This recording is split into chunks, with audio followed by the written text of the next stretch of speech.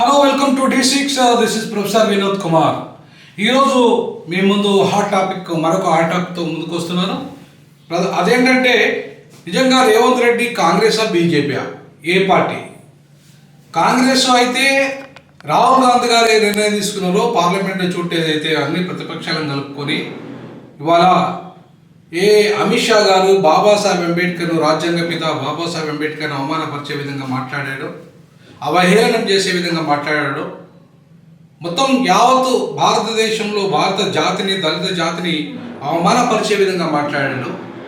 So ఆ మాటలను ఖండిస్తూ రాహుల్ గాంధీ మొత్తం అన్ని ప్రతిపక్ష పార్టీలతో కలిపి ఆయన పార్లమెంటు చుట్టూ ర్యాలీ తీయడమే కాకుండా పార్లమెంటు లోపల బాహాబాయి యుద్ధాన్ని ప్రకటించడం జరిగింది. ఇవాళ బీజేపీ మీద ఒక యుద్ధం ప్రకటించాడు అంబేద్కర్ను అవమానపరిచినందుకు. మరి అదే యుద్ధాన్ని రేవంత్ రెడ్డి ఇక్కడ తెలంగాణలో ఎందుకు చేయడం లేదు? ఎందుకు రేవంత్ రెడ్డి సైలెంట్గా ఉన్నాడు? మరి రేవంత్ రెడ్డి బీజేపీకి అనుకూలంగా వ్యవహరిస్తున్నట్టుగా మనకు అర్థమవుతున్నది. ఈ ఒక్క సంఘటనే కాదు, మొదటి నుండి కనుక మనం పరిశీలిస్తే తెలంగాణలో ఇదే అంశం మనకు అర్థమవుతుంది. రేవంత్ రెడ్డి ఇవాళ జీవో 55 గత ప్రభుత్వం తీసుకొచ్చిన జీవో 55 ద్వారా ఎస్సీ ఎస్టీ బీసీ మైనార్టీలకు అయితే న్యాయం జరగాలి, ఉద్యోగాలు అని చెప్పి గత ప్రభుత్వం తెచ్చిందో, ఆ గత ప్రభుత్వం తెచ్చిన జీవోను రద్దు చేసి అంటే దాన్ని అమెండ్ చేసి జీవో 29 తీసుకొచ్చి ఇవాళ ఓపెన్ కేటగిరీ 32% ఓపెన్ కేటగిరీలో ఎస్సీ ఎస్టీ బీసీ మైనార్టీలు రాకుండా ఒకవైపు బీజేపీ తెచ్చిన ఈడబ్ల్యూఎస్ 10% అమలు చేస్తూ, మరొక వైపు బీజేపీ ఎజెండా అయితే ఈ బహుజనులకు వ్యతిరేకంగా పనిచేస్తుందో అదే ఎజెండాను అమలు చేసే విధంగా జీవో 29 తీసుకొచ్చి ఇవాళ ఈ వర్గాలు ఓపెన్ కేటగిరీలో రాకుండా అడ్డుకుంటున్నాడు రేవంత్ రెడ్డి. అంటే ఇది ఒక రకంగా ఆర్ఎస్ఎస్ బీజేపీ రహస్య ఎజెండాను రేవంత్ రెడ్డి అమలు చేస్తున్నట్టుగా మనకు కనబడుతుంది. ఎందుకంటే రేవంత్ రెడ్డి ఏబీవీపీ నుండి వచ్చాడు, బీజేపీ ఆర్ఎస్ఎస్ నుండి వచ్చింది. ఆ ఆర్ఎస్ఎస్ రూట్లు ఉన్న రేవంత్ రెడ్డి ఏబీవీపీలో కూడా పనిచేయడం జరిగింది. కాబట్టి ఇలా రహస్య మిత్రుడిగా బీజేపీకి వ్యవహరిస్తున్నట్టుగా మనకు అనేక సందర్భాల్లో మనకు అర్థమవుతుంది. అంతేకాకుండా అట్లాగే అసెంబ్లీలో 6 సీట్లకే అంటే అసెంబ్లీలో కేవలం 8 సీట్లే వచ్చిన బీజేపీ పార్లమెంట్ కూడా 8 సీట్లు ఎట్లా తెచ్చుకోగలిగిందంటే రహస్య మిత్రుడైన రేవంత్ రెడ్డి బీజేపీకి సహకరించకపోతే ఆ సీట్లు వచ్చేటి కావు. ఎందుకంటే ఒకవేళ ఆయన కనుక స్ట్రాంగ్ అభ్యర్థులను కనుక నిలబెట్టి ఉంటే, ఇక్కడ ఈ 8 బీజేపీ ఎంపీ స్థానాలలో కనుక స్ట్రాంగ్ అభ్యర్థులు కాంగ్రెస్ కనుక నిలబెట్టి ఉంటే ఖచ్చితంగా ఎట్టి పరిస్థితుల్లో ఆ 8 సీట్లు బీజేపీకి వచ్చేటి కావు. ఇవాళ ఆ నెప మీద బీఆర్ఎస్ మీద నెట్టేస్తున్నాడు. కానీ బీఆర్ఎస్ ఇవాళ ఒకవేళ నిజంగానే తన పార్టీని ఒక్క అభ్యర్థి లేకుండా కూలగొట్టుకుంటుందా? ఒకవేళ నిజంగానే బీజేపీకి బీఆర్ఎస్ పూర్తి స్థాయిలో సహకరించింది అనుకుంటే ఇవాళ మరి రాష్ట్రంలో అధికారంలో రావాల్సి ఉండే కదా బీఆర్ఎస్, ఎందుకు రాలేకపోయింది? ఇవాళ బీఆర్ఎస్తో ఒకవేళ ఇంటర్నల్ అండర్స్టాండింగ్ బీజేపీతో పొత్తు బీఆర్ఎస్ పట్టుకొని ఉంటే మళ్ళీ అధికారంలోకి వచ్చేది కదా, ఆ 3వసారి కూడా అధికారంలోకి వచ్చేది కదా, అది రాలేదు కదా. సో కాబట్టి ఇవాళ 8 సీట్లు బీజేపీకి రావడానికి పరోక్షంగా ఇవాళ రేవంత్ రెడ్డి సహకరించింది అనేది ఇలా బీఆర్ఎస్తో పాటు మిగతా పార్టీలు, ఆ సొంత పార్టీలో ఉన్న చాలామంది నేతలు కూడా ఇలా విమర్శిస్తున్న పరిస్థితి. అంటే ఆ రకంగా కూడా ఒక రాష్ట్ర మిత్రుడిగా ఇవాళ మనకు కనబడుతున్నాడు. అంతేకాకుండా అదాని విషయంలో మొత్తంగా కంప్లీట్గా యుద్ధం ప్రకటించాడు రాహుల్ గాంధీ. ఆ రాహుల్ గాంధీ ఏ యుద్ధం అయితే ప్రకటించాడో అట్లాంటి అదానితో అదాని వల్ల ఈ దేశ సంపద కొల్లగొట్టబడుతుందో, ఏ అదాని వల్ల ఈ దేశంలో ఉన్న మొత్తం అవినీతికి పెద్ద ఎత్తున ఇండైరెక్ట్గా నరేంద్ర మోడీ అదాని కలిసి దేశాన్ని కొల్లగొడుతున్నారో, దేశం యొక్క ప్రభుత్వ బ్యాంకులను కొల్లగొట్టి మొత్తం అదాని చేతులకు ఎట్లయితే డబ్బు మార్చబడుతుందో దాన్ని ఇవాళ బట్టబయలు చేసిన రాహుల్ గాంధీ, మరి అదే అదానితో రహస్య ఒప్పందాలు చేసుకున్న రేవంత్ రెడ్డి మరి ఇండైరెక్ట్గా బీజేపీకి సహకరిస్తున్న మిత్రుడిగా మనకు కనబడుతున్నాడు.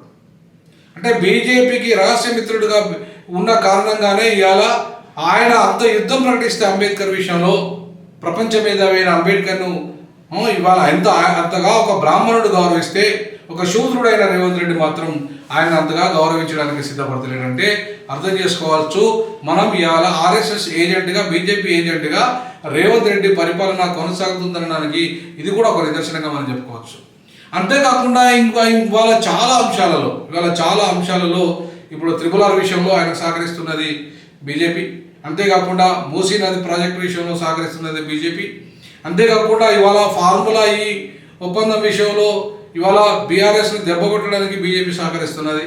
అంతేకాకుండా ఇవాళ బీజేపీ కాంగ్రెస్ పార్టీ ఇవాళ బీఆర్ఎస్ను మొత్తం క్లోజ్ చేద్దామని చెప్పేసి కాంగ్రెస్ బీజేపీ రాష్ట్ర ఒప్పంద మిత్రులుగా ఉంటూ బీఆర్ఎస్ను క్లోజ్ చేసే కార్యక్రమంలో ఉన్నారో దాంట్లో అన్నిట్లలో కూడా రేవంత్ రెడ్డికి బీజేపీ సహకరిస్తున్నట్టుగా మనకు అనేక సందర్భాల్లో మనకు అర్థమవుతుంది.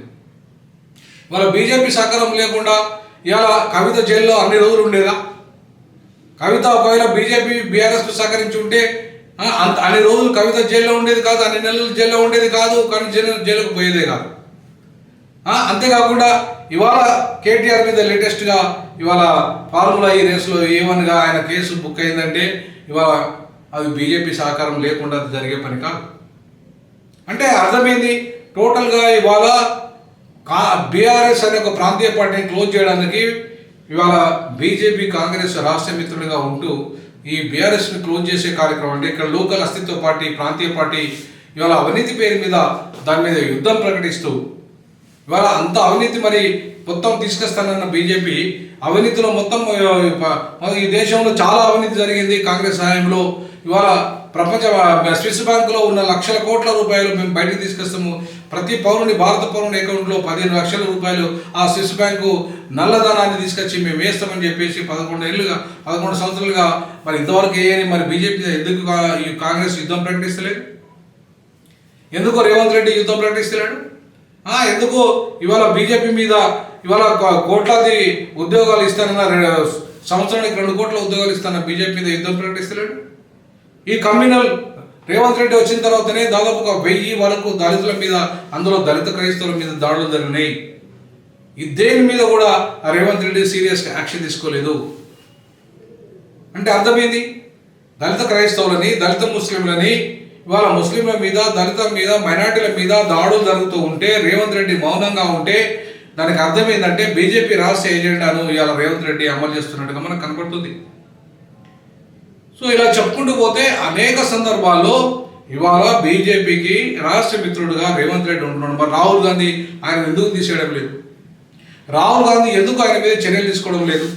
ఎందుకు రాహుల్ గాంధీ సైలెంట్గా ఉంటున్నాడు? అంటే ఎందుకంటే రాహుల్ గాంధీ కూడా ఇవాళ ముడుపులు ముడుతున్నాయి. ఇవాళ మూసీ ప్రాజెక్టు ఇవాళ రాబర్ట్ వాద్రేకు ఇవాళ ఆయన అప్పచెప్తున్నాడు అనేది ఒక ప్రచారం జరుగుతుంది. అది ఎంతవరకు వాస్తవం అనేది కాలం నిర్ణయిస్తుంది. అంతేకాకుండా ఇవాళ 1000 కోట్ల రూపాయలు కాంగ్రెస్ పార్టీకి ప్రతి ఎన్నికల్లో ఖర్చు ఇవాళ తెలంగాణ నుండి రేవంత్ రెడ్డి, అట్లాగే ఆ కర్ణాటక నుండి మనకు డిప్యూటీ సీఎం శివకుమారి ఇద్దరే ప్రధానంగా ఆ అవినీతి పరులు కాబట్టి వీళ్ళిద్దరూ కూడా ఇలా తీసుకుపోయే డబ్బంతా కూడా బీజేపీకి అంటే జాతీయ కాంగ్రెస్కి ఇవాళ డబ్బంతా వీళ్ళిద్దరే ఖర్చు చేస్తున్నారు అనేది కూడా ప్రతిపక్షాలు చేస్తున్న ఆరోపణ. సో కాబట్టి ఇవాళ అంటే ఏ రకంగా చూసినా సరే మరి జాతీయ స్థాయిలో రాహుల్ గాంధీ కూడా ఇవాళ ఈ రకంగా మరి రేవంత్ రెడ్డిని క్షమించడం అంటే ఆయన తీసుకొచ్చే ముడుపులతో సూట్ కేసులతోనే ఇవాళ జాతీయ కాంగ్రెస్ నడుస్తున్నది అనేది కూడా ఇవాళ కేటీఆర్ లేదంటే ఇవాళ బీఆర్ఎస్ కూడా చేస్తున్న ఆరోపణ. మరి ఇట్లాంటి విషయాలలో సీరియస్గా నిజంగా రాహుల్ గాంధీ గారు సీరియస్గా ఉంటే ఇప్పటికే రేవంత్ రెడ్డి మీద అనేక ఫిర్యాదులు పోయినప్పుడు కూడా ఆయన మీద యాక్షన్ జరుగుతలేదంటే మరి కారణం ఏంటిదో రాహుల్ గాంధీ గారు కూడా ఆత్మపరిశీలన చేసుకోవాలి. సంవత్సరం ముందు ఖర్గే గారు కూడా ఆత్మపరిశీలన చేసుకోవాలి. సంవత్సరం ముందు ఎందుకంటే ఇవాళ బీజేపీ రాష్ట్ర మంత్రిగా రేవంత్ రెడ్డి ఇక్కడ ఉంటూ బీజేపీ ఎజెండాను ఇండైరెక్ట్గా అమలు చేస్తూ ఇవాళ మీరు అంబేద్కర్ మీద అంత పెద్ద యుద్ధం ప్రకటిస్తే కూడా మీకు సహకరించకుండా ఇక్కడ ఆయన యుద్ధమే ప్రకటించకుండా సైలెంట్గా ఉన్నాడంటే మరి దీనికి అర్థమేందో రాహుల్ గాంధీ చెప్పాలి. రాహుల్ గాంధీ గారు మీకు నిజంగా చిత్తశుద్ధి ఉంటే బీజేపీ మీద నిజంగానే మీరిద్దరు బీజేపీని కట్టడి చేయాలనుకున్నప్పుడు, నువ్వు బీజేపీని గట్టిగానే నిలదీయాలనుకున్నప్పుడు మరి ఇవాళ ఈవెన్ జమిలీ ఎన్నికల విషయానికి వచ్చేసరికి కూడా ఇవాళ కాంగ్రెస్ స్టాండ్ ఈయనకున్నట్టుగా కనబడతలేదు, రేవంత్ రెడ్డికి ఉన్నట్టుగా కనబడతలేదు.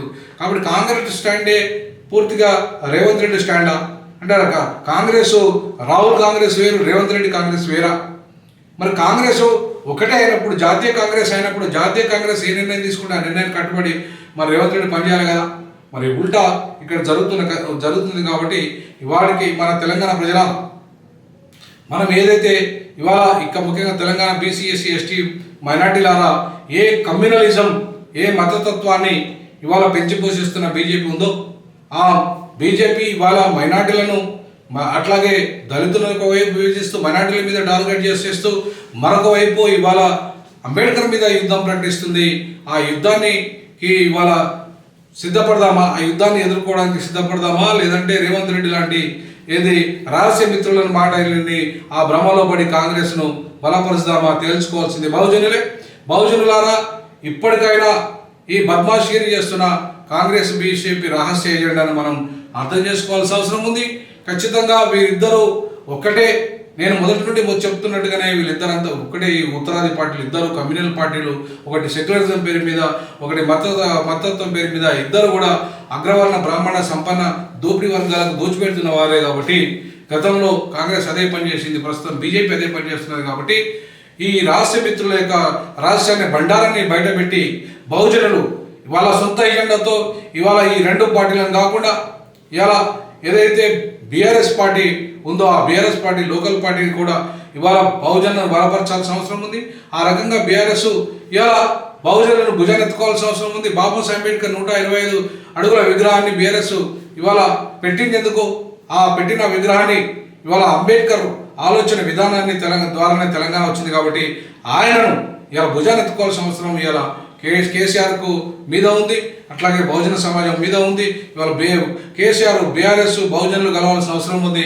ఆ దిశగా అడుగులు వేస్తే తప్ప ఈ తెలంగాణలో అంబేద్కరిజాన్ని బతికించుకోవడం కానీ, ఈ తెలంగాణలో ఈ రహస్య మిత్రులైన బీజేపీ కాంగ్రెస్ యొక్క రహస్య ఎజెండాను బట్టబయలు చేయడంలో కానీ ఇలా బయటికి రావాల్సిన అవసరం ఉంది. ఆ దిశగా అడుగులు వేయాల్సిన అవసరం ఉందని చెప్పి తెలియజేస్తూ ఇవాళ రహస్య మిత్రుడైన రేవంత్ రెడ్డి బండారాన్ని బయటపెట్టేది బహుజనులే, అంబేద్కర్ వాదులారా బహుజనులారా మేలుకోండి.